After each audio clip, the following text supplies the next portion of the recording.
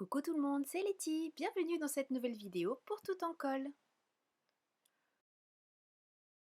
Aujourd'hui, on joue avec le papier fait main de chez Stamperia.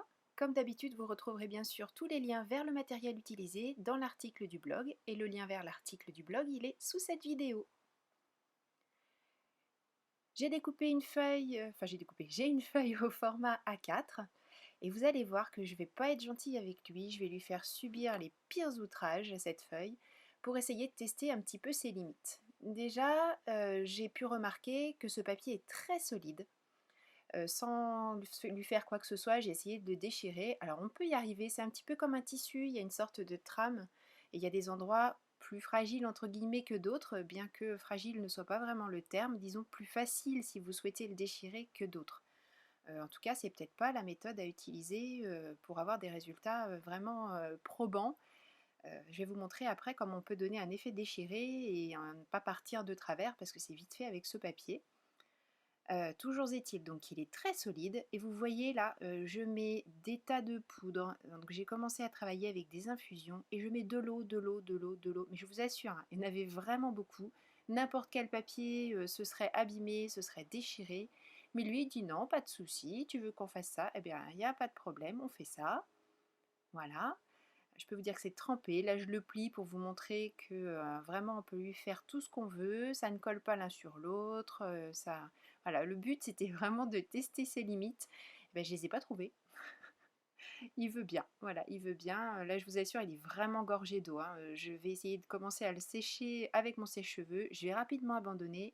En fait, je vais le mettre de côté. Et j'ai commencé un nouveau projet parallèlement parce qu'il était tellement plein d'eau que ça aurait pris beaucoup, beaucoup trop de temps. Il ne se déforme absolument pas, donc malgré tout ce que je lui ai fait subir, il n'y a pas eu de déformation du tout. Il ne perd pas non plus toutes ces petites aspérités qui font son charme, qui font, c'est du papier fait main, hein, donc il y a toutes les fibres, toutes les petits nœuds, les petites choses comme ça qui restent vraiment apparentes. C'est un vrai plaisir ce papier, il est superbe.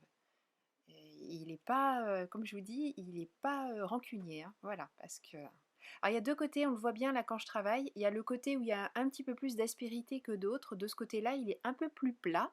Après, à vous de choisir le côté que vous souhaitez utiliser. J'avoue que voilà, ce côté-là, avec tous ces défauts entre guillemets qui sont au contraire ses grandes qualités, il est vraiment magnifique. Donc ce serait dommage de s'en priver. Si c'est pour utiliser l'autre côté, ça n'a plus beaucoup d'intérêt. Donc voilà, il y a deux faces. Donc faites attention quand vous travaillez, à savoir la face que vous voulez garder au sommet de votre projet, celui que vous voulez voir rester. Fini par sécher quand même ce papier. Je voulais vous montrer aussi qu'on peut très bien tamponner dessus. Alors là, pour tamponner, j'ai volontairement choisi l'autre face, la face un petit peu plus lisse. J'utilise ici de la Versamark et ça se passe très bien. Là, je vais vous montrer que quand on veut le déchirer, eh bien ma foi, c'est pas forcément évident. Il fait un petit peu ce qu'il veut. Donc là, je suis tombée sur la bonne trame. Je me dis chouette, je fais la même chose de l'autre côté et non, il veut pas. Donc j'insiste en prenant l'autre côté, parce que comme je vous disais, il y a des endroits où c'est un petit peu moins fragile que d'autres, mais vous voyez, c'est un petit peu parti de travers, donc c'est pas évident. Donc l'idéal pour bien le couper, comme je l'ai fait, mais je crois qu'on le voit sur le deuxième projet que j'ai réalisé avec ce papier, l'idéal c'est de le mouiller un petit peu comme on le ferait avec un papier aquarelle ou comme on le fait avec la technique des serviettes. Voilà, ça facilite les choses. Et puis on a ce côté dufteux qui aussi fait tout le charme de ce papier. Et vraiment, on a des finitions très naturelles, enfin très nature. Voilà, c'est vraiment un papier magnifique. Vous voyez là que pour poser mes attaches parisiennes, je préfère faire un avant-trou avec un perce-papier parce que comme je vous le dis depuis le début de la vidéo, il est super solide ce papier. Bon, j'ai choisi d'utiliser ce premier test de ce papier fait main pour la couverture d'un cahier de brouillon que j'ai recoupé pour correspondre aux dimensions du papier que j'ai utilisé. Pour le coller, j'ai fait un mix entre le score tape, puisque j'étais sûre de la solidité du score tape, et puis pour pas en mettre partout non plus, je complète avec de la colle, parce que là aussi, j'ai confiance en cette colle. Sachant que ce papier est très absorbant, c'est ce que je vous ai pas dit tout à l'heure, quand j'ai posé les encres, pour qu'elles se diffusent, il a vraiment fallu mettre beaucoup, beaucoup, beaucoup d'eau, d'où l'utilisation en excès de l'eau.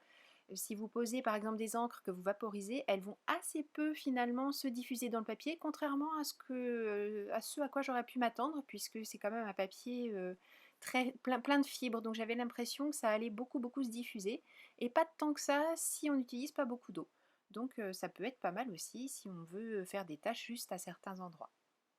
Je vous montre ici aussi les fleurs pardon, que j'ai réalisées sont également dans ce papier, donc ils passent très bien dans la machine de découpe sans subir aucune déformation.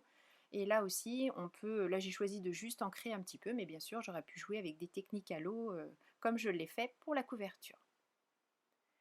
Je vais réaliser un second projet, et cette fois-ci je choisis de n'utiliser qu'une moitié de ma feuille A4. Et vous voyez que pour le déchirer, en fait, j'ai bien marqué le pli et j'ai tiré la feuille le long de mon réglé. Là, je vais essayer d'en enlever un petit bout, tout simplement pour retrouver ce côté un peu pelucheux, puisque la feuille est coupée nette sur ce côté, mais une fois de plus, je ne suis pas sur le bon endroit de la fibre, et ça ne veut pas se faire. Donc je me dis que ça se fera plus tard, quand mon papier sera mouillé. Cette fois-ci, j'ai choisi d'utiliser l'encre Distress. J'en ai mis sur ma plaque de verre, comme on le fait souvent avec les autres papiers. Je vaporise de l'eau dessus, j'éponge avec le papier. Alors ça éponge très bien, hein, comme je vous le disais, c'est quand même un papier fibreux, mais l'encre ne se diffuse pas, elle reste là où je l'ai posée. Donc je remets de l'encre, je remets de l'eau et j'insiste jusqu'à ce que tout mon papier soit bien imbibé d'encre.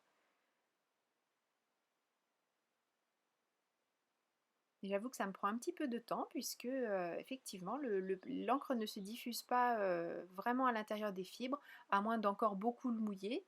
Mais cette fois-ci, je voulais mettre un petit peu moins d'eau pour que ça sèche plus vite et puis pouvoir vous montrer rapidement ce que ça peut donner. Une fois que mon papier est bien sec, je vais passer de l'embellishment mousse, un petit peu comme on le ferait avec une cire. J'utilise un chiffon et je fais ressortir uniquement les reliefs, pour vraiment tirer parti de la beauté de ce papier et de toutes les fibres qui sont à l'intérieur. Donc on aura l'encre dans les creux et sur les reliefs, tout sera mis en valeur avec l'embellishment mousse. Vous voyez que même sur des formats un petit peu plus petits, je n'ai eu absolument aucune déformation. Mon rectangle est toujours parfaitement rectangulaire, malgré l'eau que j'avais mise tout à l'heure. Et là, je peux facilement passer mon chiffon, je ne suis pas particulièrement délicate dans cette action. Et le papier ne souffre là non plus d'aucune déformation, ne s'abîme pas, ne peluche pas sous le chiffon, alors que c'est du t-shirt, hein, donc ça pourrait être un petit peu usé entre guillemets, et puis faire des fibres, mais pas du tout, il est vraiment costaud. Et ça m'a donné une idée, le fait que ce papier soit costaud mais réponde bien au travail avec l'eau. Je vais essayer de créer une étiquette en utilisant un petit rectangle de papier que je vais beaucoup humidifier. Je vais le poser sur une surface un petit peu molle, toujours mon chiffon de tout à l'heure, et j'imprime un motif à l'intérieur. C'est un des petits mots de la planche des Dadamo, la planche numéro 1, qui dit prendre le temps de vivre, et vous voyez que c'est parfaitement imprimé. Je vais le sécher tel quel, sans prendre particulièrement de précautions à essayer de ne pas déformer ou quoi, ça va vraiment rester comme ça, et on a bien l'impression au milieu du papier. Une fois que l'étiquette est bien sèche, j'ai passé un petit peu d'encre pour faire ressortir un peu plus les reliefs, et je vous montre ce que ça donne. Même si je me suis finalement pas servi de cette étiquette pour ce projet, vous voyez que c'est une utilisation possible encore de ce papier fait main. Alors pour mettre sur cette couverture orange que l'on a commencé à créer, j'ai choisi d'imprimer des plumes. J'ai choisi les tampons Plume Zen d'Isabelle. Et je vais les imprimer avec de la Versamark, un coloris dans les tons marrons. De toute façon, vous aurez le nom exact de la couleur dans l'article du blog. Et j'ai choisi cette fois-ci de faire cette impression sur le côté vraiment travaillé du papier. Et je me mets dans la presse de précision, tout simplement parce que je me doute que du fait du relief de ce papier, voilà, je ne vais pas avoir une impression vraiment correcte tout de suite. Et avec la presse de précision, je peux rester en place, remettre de l'encre et retamponner et finalement avoir un très beau résultat. Pour détacher ces plumes, je vais essayer de les déchirer pour avoir un petit bord un petit peu frangé, profiter de la qualité du papier. Mais effectivement, bah, la qualité, le défaut de ses qualités, comme il ne se déchire pas, je ne vais pas réussir à faire ce que je veux. Donc je découpe grossièrement avec mes ciseaux, je mouille le bord, pas de panique, comme c'est à la Versamark, l'eau ne va avoir aucun effet sur l'encre. Et cette fois-ci, je peux déchirer tout le long. Alors faites attention parce que quand même, comme ce papier a des fibres généreuses, il arrive quelquefois que le papier, la déchirure pardon, suive la fibre et que ça ne soit pas exactement là où vous souhaitiez aller, donc il faut y aller doucement. Mais ça se fait très bien et c'est vraiment le côté que je souhaitais obtenir, quelque chose qui rappelle la plume finalement tout autour.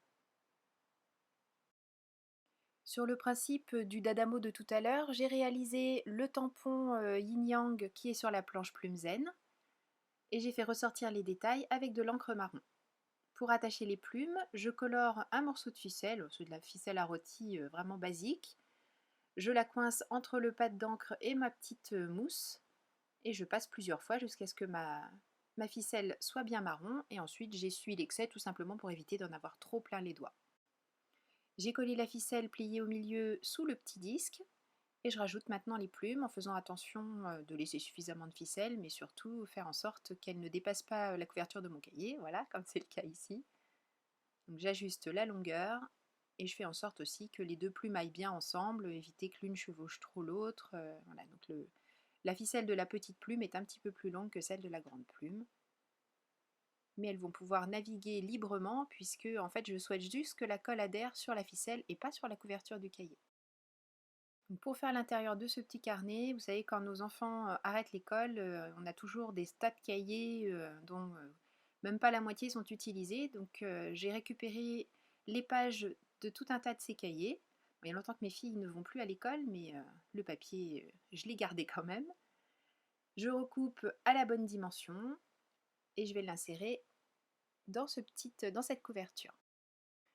J'ai mis les feuilles à l'intérieur du carnet, j'ai tout bien centré. Avec la crocodile, je fais un trou de ce côté en allant jusqu'en butée. Vous pouvez régler la longueur, la profondeur du trou en fait. Je fais exactement la même chose de l'autre côté. Je colore à nouveau une ficelle et c'est ça qui va me servir à faire ma reliure. On veut résumer les caractéristiques de ce papier. Donc il a ce relief vraiment formidable pour faire des créations comme celle-ci où avec une couleur contrastante on va faire ressortir toutes les aspérités et pouvoir jouer les contrastes avec deux couleurs ou plus de couleurs encore. Il supporte très bien l'eau. Je suis sûre qu'il peut passer à la machine à coudre sans broncher. Là vous voyez j'estompe des distress crayons avec une lingette, il ne bouge pas, c'est vraiment, vraiment parfait. Il ne se déforme pas. Là, moi, j'ai choisi d'avoir des bords un petit peu aléatoires pour avoir ce côté un petit peu vintage, un petit peu, pas vintage, mais comment dire, nature, bohème. Mais bien sûr, si on le coupe au cutter ou au ciseau, il va être parfaitement droit, donc s'adapter à tous vos caprices. Si vous voulez le coller sur une boîte, le coller même sur quelque chose de rond, hein, on pourrait habiller par exemple des boîtes de conserve. Enfin voilà, il peut vraiment se prêter à tous vos projets de récup, à tous vos projets de création. Il y a des tas de choses à découvrir. Il n'est pas transparent. Vous avez pu l'apercevoir là, il est quand même assez épais. Donc pas de difficulté à s'en servir, même sur une couverture, vous voyez sur la couverture de cahier que j'ai recouverte là, qui était quand même avec des couleurs très présentes, et bien rien n'apparaît en transparence. Donc voilà, pour mes premières découvertes avec ce papier fait main. J'espère que ça vous a plu. N'hésitez pas à faire vos propres tests et à les partager avec nous dans le club Tout en Colle par exemple. Je vous donne rendez-vous très bientôt pour une nouvelle vidéo pour Tout en Colle. D'ici là, vous le savez, prenez bien soin de vous, créez et partagez. Gros bisous, bye bye.